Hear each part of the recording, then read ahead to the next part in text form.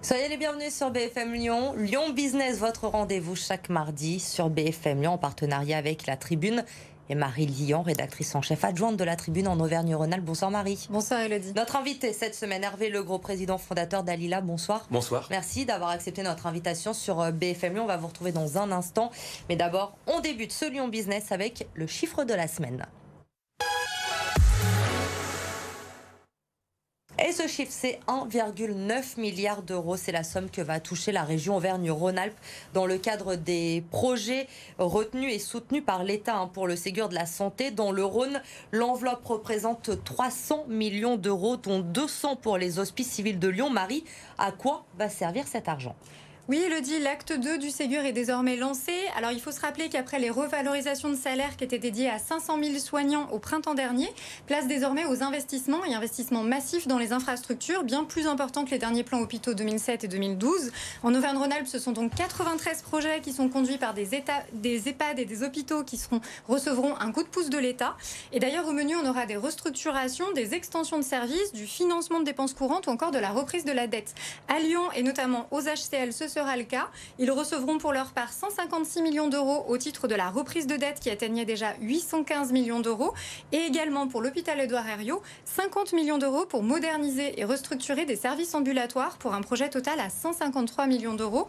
Alors reste à voir si ce sera suffisant pour donner une bouffée d'oxygène aux hôpitaux français et redessiner le visage de l'hôpital de demain. Merci Marie. Ce chiffre donc à retenir, 1,9 milliard d'euros en Auvergne-Rhône-Alpes. Tout de suite, on passe à l'invité de Lyon Business. Hervé Legros, le président fondateur d'Alila, vous êtes un promoteur immobilier spécialisé dans le logement social. Vous avez près de 7000 logements, dont quasiment la moitié en Auvergne-Rhône-Alpes. Mi-septembre, vous avez dévoilé une étude faisant l'état des lieux du logement dans la métropole de Lyon.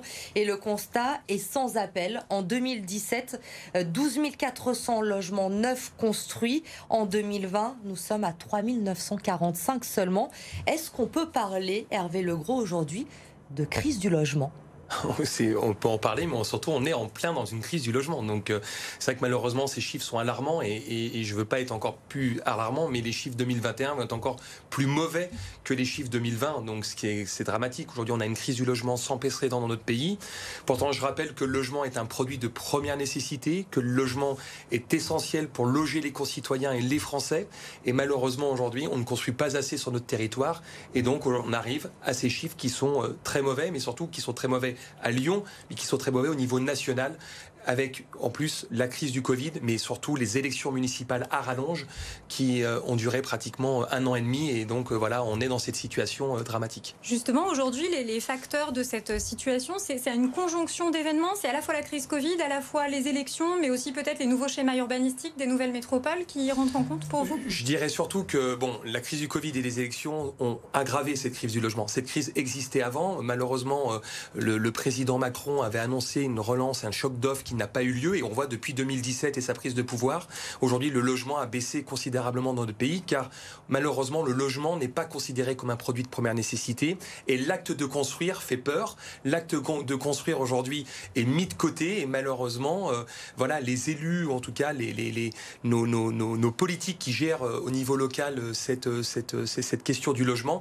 n'arrivent pas à refaire partir cette machine, et c'est quand même bien dommage, car malheureusement on a 2 chiffres quand même qu'il faut connaître. En France, 3 millions de personnes attendent un logement social et plus de 4,5 millions de mal logés. Et donc, on a une crise sans précédent qui fait que, entre l'offre et le prix du marché, les prix explosent et malheureusement, la demande est toujours là. Quels sont les besoins, justement, aujourd'hui, concrètement? Combien il faudrait construire en plus pour arriver à pas faire disparaître cette crise du logement? On n'y arrivera pas du jour au lendemain, mais au moins à l'atténuer. Si on parle de notre métropole de Lyon, parce que je pense que c'est important d'en parler, la métropole de Lyon, aujourd'hui, on devrait revenir sur à peu près 10 000 logements construits par an, ce qu'on était... Alors qu'on est à peine à 4 000 en 2020. Oui, on sera à peine 3 000, un peu plus de 3 000 ou à peine 3 000 en 2021. Donc vous voyez le gap qu'il faut faire. Malheureusement, la courbe est dans notre sens, il faut la faire repartir, et ça, il faut bien évidemment faire comprendre qu'il faut que tous les maires de la métropole prennent conscience de cette crise du logement, et pas que aujourd'hui nos politiques de la métropole qui ont envie de construire, mais qui malheureusement ne sont pas suivis des maires qui indirectement ne délivrent pas assez de permis de construire et donc n'accélèrent pas la construction dans cette métropole. Justement, les écologistes ont affiché une ambition forte en matière de logements sociaux. Bien sûr. 6 000 logements sociaux par an. Est-ce que c'est suffisant? Est-ce que ce sont surtout des objectifs qui sont réalisables aujourd'hui? Il serait réalisable si aujourd'hui l'ensemble des maires de la métropole se mettraient à disposition, en tout cas derrière les élus de la métropole, pour aujourd'hui construire. Ce qui est assez dramatique, c'est qu'il y a quelques semaines, il y a eu une tribune, en tout cas des maires frondeurs de la métropole, qui se sont rangés derrière une tribune en disant on va arrêter de construire et de bâtir.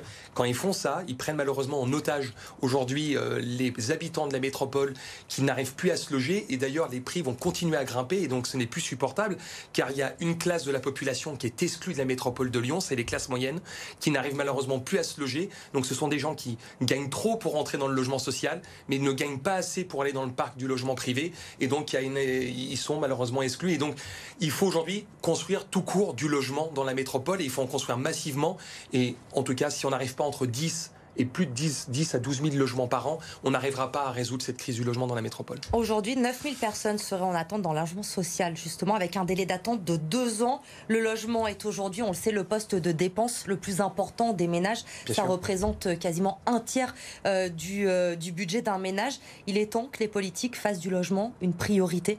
Oui, alors c'est même des chiffres qui sont bons. C'est-à-dire qu'aujourd'hui, il y a même certains ménages où jusqu'à 60% de la dépense du foyer est dans le logement. C'est quand même assez dramatique. Aujourd'hui, pour avoir un logement social dans la métropole, c'est pratiquement 60 000 demandeurs dans la métropole. Donc imaginez-vous que la production, elle explose. C'est pratiquement 8 ans pour avoir un logement social. Et je ne vous parle pas après de la classe moyenne qui ne rentre pas dans ces schémas-là. Donc bien évidemment, nous aujourd'hui chez Dalila, et en tout cas moi-même par ma personne, je me bats aujourd'hui pour que les maires, en tout cas que l'exécutif prenne conscience aujourd'hui que le logement est important. Là, on a la chance d'avoir une présidentielle devant nous. Ça doit être un enjeu. Ça doit être un enjeu.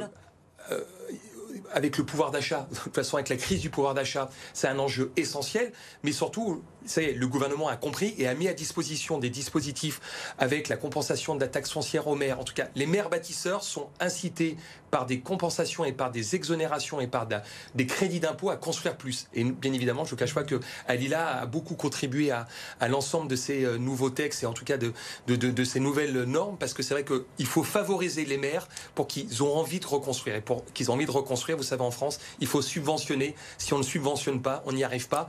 Et donc, il y a urgence à construire, On a aussi d'autres outils, comme par exemple la loi SRU, qui date déjà des années 2000. Oui. Finalement, aujourd'hui, on arrive quand même qu'il y a 47% des communes concernées qui sont finalement conformes. Pourquoi? Est-ce que c'est pas suffisant? C'est pas suffisamment incitatif pour ces communes-là? C'est pas ça, c'est qu'en fait, le logement social rime avec le logement privé. C'est-à-dire que la loi SRU, c'est 25 à 30% d'une quote-part d'une opération neuve qui est en logement social. Mais si vous arrêtez la production de logements, ces logements sociaux ne se produisent pas. Donc là, vu que les chiffres de la métropole se sont écroulés depuis 2017, calculer 25% de à peine 3000 logements, ça fait très peu de logements sociaux. Ça fait à peine 500-600 logements sociaux agréés par an. Et on faudrait 5-6 000. Vous avez vu les objectifs de la métropole. Donc il en manque 10 fois. Donc indirectement, il faut repartir sur l'acte de construire et construire plus et mieux. Et c'est vrai que ce n'est pas une problématique aujourd'hui de terrain. Les terrains, il y en a dans la métropole. C'est vraiment une volonté aujourd'hui des élus et politiques de construire.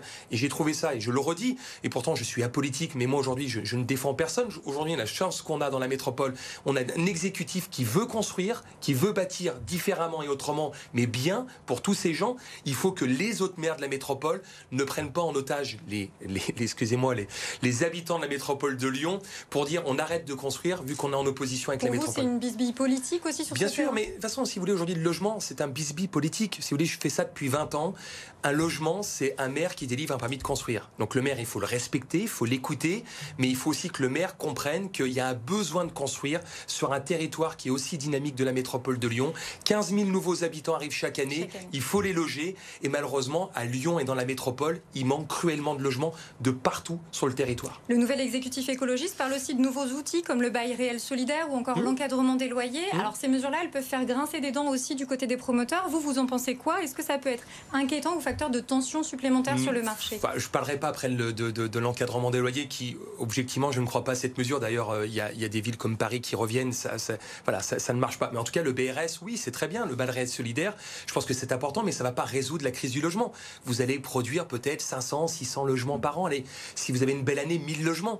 On parle de 15 000 nouveaux habitants par an. Donc, vous, ce que vous dites, c'est qu'il faut à la fois du logement accessible et haut de gamme et moyen. Il faut tout. D'ailleurs, une métropole comme Lyon, elle a la chance d'avoir un bassin d'emploi très important. Elle a des cadres à des revenus, il y a des classes moyennes, il y a des gens qui ont des moyens, il y a des gens qui viennent de Paris pour s'installer dans notre belle métropole de Lyon, dans le secteur. Ils ont les moyens, mais ils ne trouvent pas non plus de logement. Donc, il y a une crise du logement qui part du social jusqu'au logement libre. Et ça, si vous voulez, la seule chose pour pouvoir résoudre cette crise-là, c'est de voir l'acte de construire, de mettre à disposition, en tout cas, des permis de construire sur des terrains qui peuvent être urbanisés. Depuis le début de l'année, vous voyez un changement, vous voyez une impulsion au sein de la métropole? Oui, quand même. C'est-à-dire qu'on est sorti de ces élections municipales, on est sorti aussi de cette crise du Covid où on soit à la place des maires. Quand ils ont été en place en septembre dernier, il a fallu gérer les confinements successifs, les classes. Bon, donc c'était pas forcément évident de faire et de parler d'urbanisme. Oui, on part. Cette année, Adila, ça va être 9000 logements, donc on va être en croissance, mais c'est pas suffisant.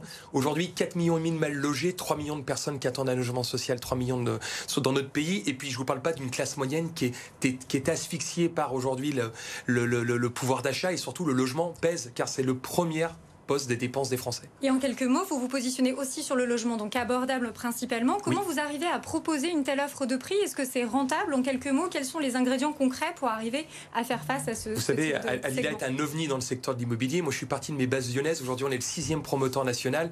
Et bien évidemment, on arrive à proposer du logement pour tous à prix abordable. Aujourd'hui, on a une méthode qui est simple.